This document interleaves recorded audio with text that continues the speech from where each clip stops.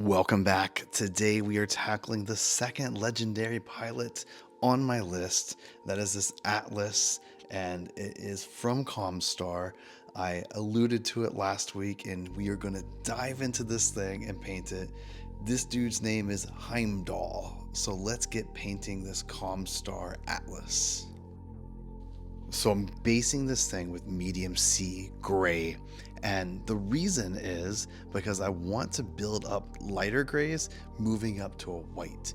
Whenever you're putting a base coat down, make sure it's decently watered down, not watered down fully, but you want to keep the brush moving and getting everything covered without over clunking it. Now, I'm going with medium sea gray mixed with the Stonewall gray to build up the first highlights of the grays and going to whites. Now, I want to show a reference image of what the look I'm going for because there's different ways of doing white. So I'm following kind of this image you see. As you see, it goes from a lighter gray up to the whites. So let's see how we get it with using a makeup sponge.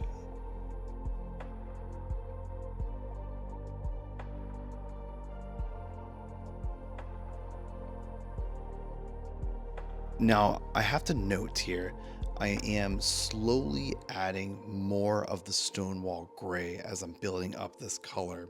So I started with a 50-50 mixture, then I'm moving to like a 75%, and then more of the Stonewall gray to build up the higher highlights of the grays.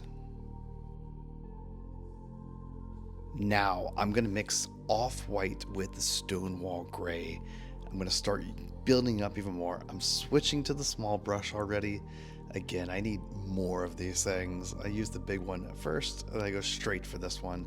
And I'm trying to build up, but I'm also really wanting to get a lot of coverage here because this is still decently light gray. Now, the pilot of this mech is Anastasius Focht. Fault, I think is the name. Now, there's a lot to this guy's lore. I don't want to talk about it because it goes deep into BattleTech history. But I will say this Atlas's name is Heimdall, which apparently is a deep cut to some kind of secret organization, which is quite interesting. And I will add that this dude only piloted this mech just to go walk around. He was in his retirement and he just used this to get out and enjoy driving this big 100-ton monster of a mech around without fighting. Now I'm going straight to the off-white and I'm going to start trying to build up the whites now. Be careful how much white is on the sponge. You don't want to overdo it. Make sure you take off a decent amount after you get the paint. So take it off the palette and take a paper and rub a lot of it off. It's better to take off a lot and build up lighter layers up than it is to get a lot of paint and put a massive horrible layer on there. So try that. But could you just imagine taking out a 100-ton mech just out for a ride? I want to do that. Next, I'm going to use this dark gray filler from Ammo Paint, and this is going to be the theory of building up even more to the darker grays. And also, what I like about these oil-based paints is that they kind of give a good blending to the transitions from the darker to the lighter tones. They work a bit sometimes as a glaze, so super helpful. And to take some of the extra material off, I'm just using white spirits with a makeup sponge and cleaning it up. Okay, I'm happy with the way the gray looked, but we need more white, so I'm going right back to the off-white and building up on those areas that need more of a brighter tone. And what's good is I'm looking at the model from up above to see what are the areas that the light would hit the most, and I'm really concentrating on those to keep that dark undertone.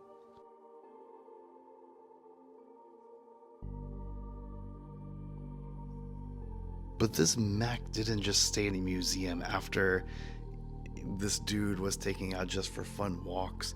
It actually was donated to the Republic of the Sphere, so it could have been used longer after that as a nice command post.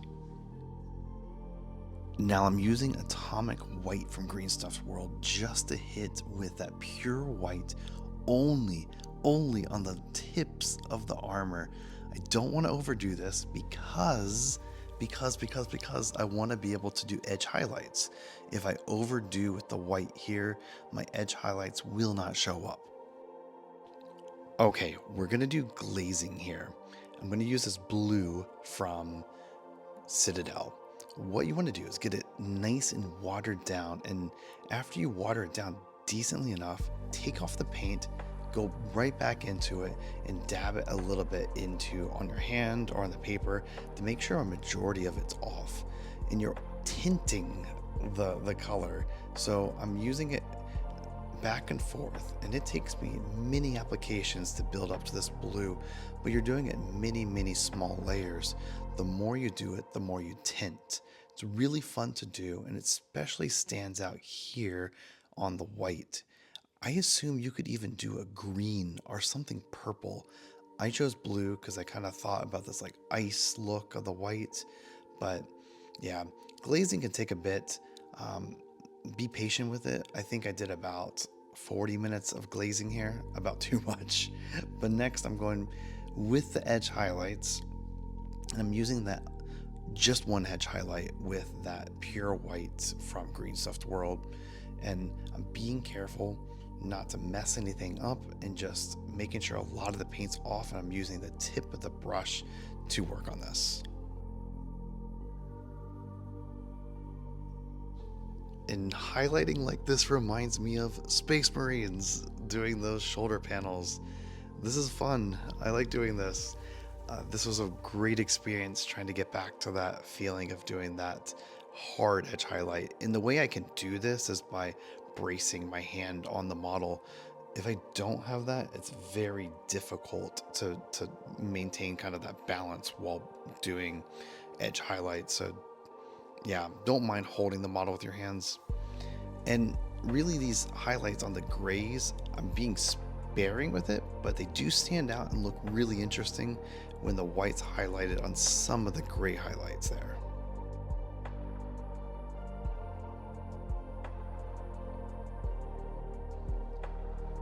Next, I'm going to use old gold, and I'm going to highlight just these metal areas with the gold, and I'm being sparingly using it, making sure when you're using metallics, they do need to be shaken a lot. And also, when I first started painting, someone told me never put water in my metallics. I get my brush damp and then I go and I mix in with the metallics. So don't be afraid to put a little bit of water in metallics, but don't overdo it. But make sure you wash this, or make sure you shake those bottles up. And I am doing Iron Hand Steel for all the metals. Again, Iron Hand Steel. It's almost out. It's almost out.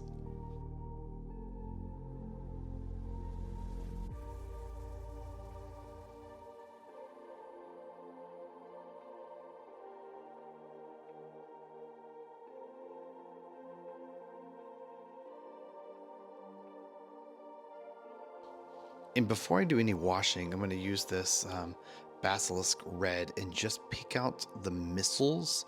And also I'm going to go ahead and put this red down on the eyes, because I know I'm going to use the Agrax Earthshade soon, so I might as well double up and do the base coats of all the things that need the Agrax Earthshade wash.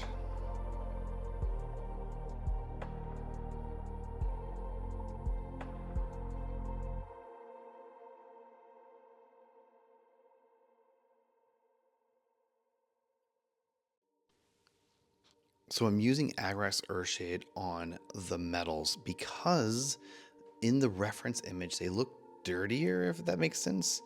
I used to use always flesh shade on golds, but in this case I'm doing a little bit of a darker look. I don't know, you could use flesh shade, that looks fine, but it also gives a little bit of an orangey look to the golds.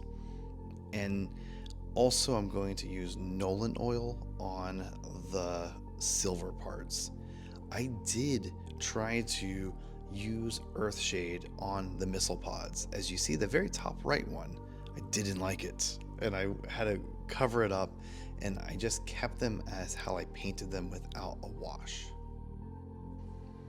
And now to just do one highlight on those red missiles, just using pure red on that, just to make them stand out a little bit. Now the sponge missed all these teeth, so I'm using that atomic white and picking out all those creepy looking teeth of the Atlas. This is what makes it cool. It looks like a skull, so you got to pick out those teeth and make them look interesting. I'm testing again this using steel and using the sponge over the metals. I'm not sold fully on this yet, but I'm enjoying the way it looks. Let me know, what do you guys think? Does this metal sponging technique over metals or over golds look good in your opinion? Or is it look too bright? I don't know. Then I'm just going to pick out some of the edge highlights with the oily steel from model color, and pick them out on the metals and some of the edges of the gold. And I assume you could do a brighter gold here in using the traditional brighter gold and then a strong silver highlights here, but this is just what I chose. I hit pure red just in the bottom parts of the eye lens. Now I'm mixing Kahdor Highlight, which is like an orange, with a pure red to go just one more step below, and then I mix in, or I just use the fluorescent red and build around the edges, but this is watered down, so I'm kind of glazing it around the edges just so I can get that glow effect, because I want it to glow. And these eyes are a bit challenging to do that traditional jeweled cockpit, so I need to do a little bit style of a different method here. And then the white dots in the center. I feel like this is kind of how I would paint a Space Marine eye. I'm bringing out the micron pen because I do not want to make a mistake on this white. I have spent way too much time on this white, and I don't want to mess it up with a horrible drawn, painted on number. And yeah, I'm just using the micron pen just to sketch this out. I'm using the number 67 here because it was in the reference art, and after I posted this online, apparently 67 is a meme joke. Let me know. You're probably laughing if you know what it is. I chose it just because the reference art had it. And after sketching it with the micron pen, I'm just being very careful with this brush. I don't want to mess it up. And I'm just being patient and using very minimal paint on it, as almost as I would do any kind of lines. I don't want to mess this thing up.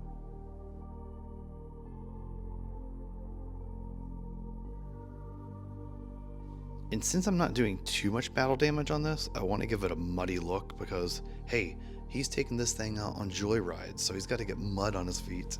So I'm using rust red, and then I'm going to clean it up with the white spirits just to get a little bit of dirt and grime on the legs and the feet. Because, hey, he's taking out on a joyride. He's having fun. He's not taking out to battle. But then again, I couldn't resist. I go back at it and I do some chips with the black sponge because it needs a little bit of damage. Maybe not heavy battle damage, but just a little bit, because it just looks cool, you know. And be careful again. Don't mess up like I've done in the past. Take off a lot of the paint before doing the chipping.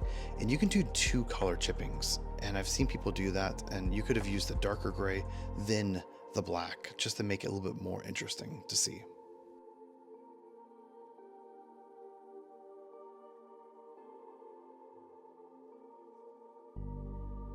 And this is the result. I love the way this thing turned out. Now, there's a lot of ways of doing white. Let me know how you like to do white. What I like to see the grays underneath and to the build up. And then I chose the glaze blue just because I've been looking at pictures of ice and it's snowing outside. So I've seen that, and I just kind of like that idea of like a blue tint mixed with white. Let me know, what you guys think about this style of painting white. Do you paint like this, or do you prefer to do another style of white? And next week, I'm going to be diverting 1 week away from this legendary Mech Warrior Pilots to paint this. Not showing it. It's going to be painted as Clan Wolf, and I'm really happy to paint this next week, and it's going to be something different. So nonetheless, see you guys next week on the Painted Topher.